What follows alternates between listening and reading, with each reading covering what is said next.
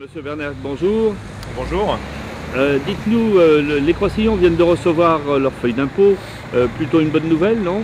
Bah écoutez, je pense, quand ils regardent aujourd'hui les augmentations d'impôts de toutes les villes avoisinantes et des villes en France en général, à Croissy, grâce à une forte maîtrise des dépenses de fonctionnement et une optimisation générale, nous avons baissé la part communale de l'impôt de 1%. Donc je pense que tous les Croix-Sillons ont vu ça sur leur feuille d'impôt.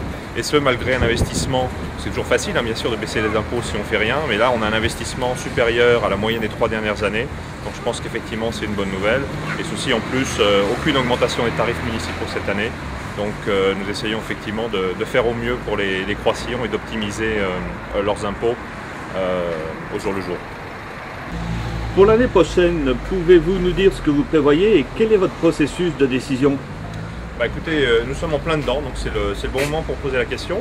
Le processus commence en septembre-octobre avec les chefs de service et leurs adjoints qui compilent les demandes d'amélioration des services, d'ajout de services à la population et d'investissement.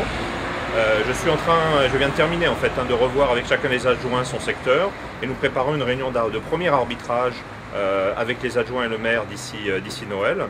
Ensuite, nous passerons en commission finance, il y aura un débat d'orientation budgétaire avec l'ensemble du conseil municipal et suite à ça, nous prendrons les décisions finales. Mais nous sommes clairement sur une poursuite d'investissement, bien sûr en accord avec ce sur quoi M. Davin s'est engagé pendant la campagne électorale, mais tout en maîtrisant les finances. Donc si votre question est qu'est-ce que va donner les impôts l'année prochaine, qu'est-ce que vont donner les impôts, je ne peux pas encore vous répondre, ça sera décidé dans le courant du mois de février, donc après le débat d'orientation budgétaire.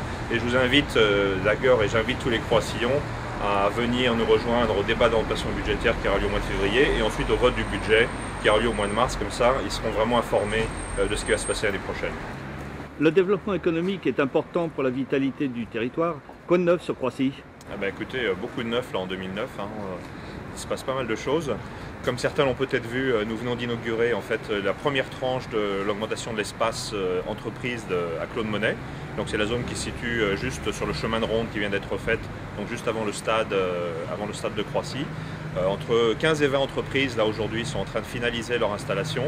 Et d'ici fin 2011, nous devrions en avoir une trentaine, ce qui représentera environ 400 emplois sur Croissy. Donc on est vraiment dans une phase d'expansion. Je rappellerai aussi l'extension de Servier avec 170 chercheurs supplémentaires. Donc aujourd'hui, oui, le développement économique se porte bien en liaison avec la CCBS, donc la communauté de communes des Boucles de la Seine. Sur le plan de l'emploi, qu'observe-t-on sur Croissy? Écoutez, comme sur l'ensemble de la France, on observe une augmentation du nombre de demandeurs d'emploi, en particulier sur les cadres.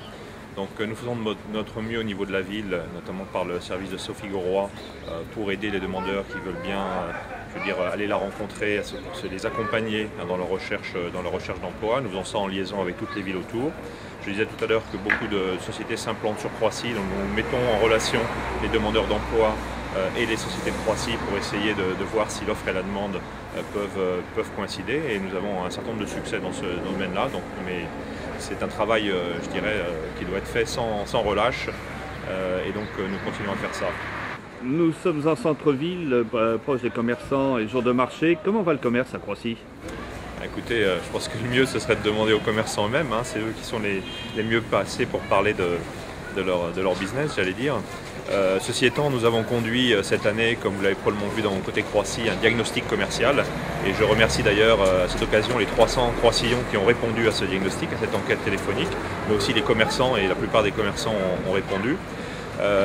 Pour résumer, si vous voulez, aujourd'hui, le diagnostic est plutôt positif sur la ville et montre que la diversité entre le commerce de proximité, le marché et les différentes grandes ou moyennes surfaces alimentaires, tout cela est complémentaire et plutôt attractif. Et donc aujourd'hui, il y a un bon taux de visite, si vous voulez, des Croix-Sillons sur le commerce de Croissy en général.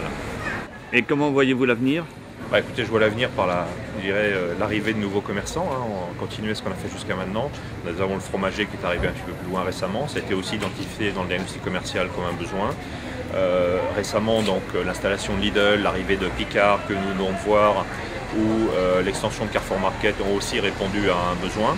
Mais nous allons aussi en profiter dans le cadre des projets liés à l'îlot Eustachi et nous espérons bientôt aussi liés à la refonte de l'îlot de la Poste, d'essayer de faire coïncider les surfaces commerciales que nous allons essayer de proposer en rez-de-chaussée avec les besoins exprimés par la population et par le cabinet avec lequel nous avons travaillé sur le diagnostic, à savoir l'équipement de la personne par exemple ou l'équipement de la maison, qui sont aussi des domaines aujourd'hui un petit peu déficitaires sur Croissy en termes d'offres et qui offriraient une bonne complémentarité par rapport à l'offre actuelle de commerce.